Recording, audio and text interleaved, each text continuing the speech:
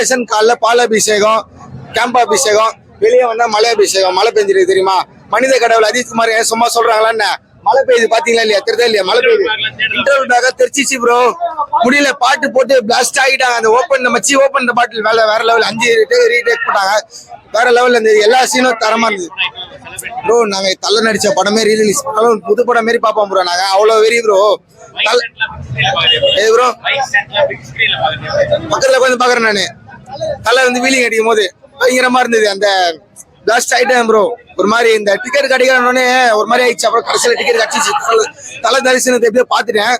மழை வெளியே வந்தோடனே மழை பெய்யுது. எனக்கு ரொம்ப சந்தோஷமா இருக்குது. தலை தெரியும் கடவுளுக்கு, மனித கடவுள் அஜித்குமார் தான் இவர் தானே. இனிதான் பொங்கல், தீபாவளி, எல்லா வேலையும் இனிதான். எந்த தேட்டர்ல எந்த படம் ரோஹிணியாலே தலைதான் ப்ரோ.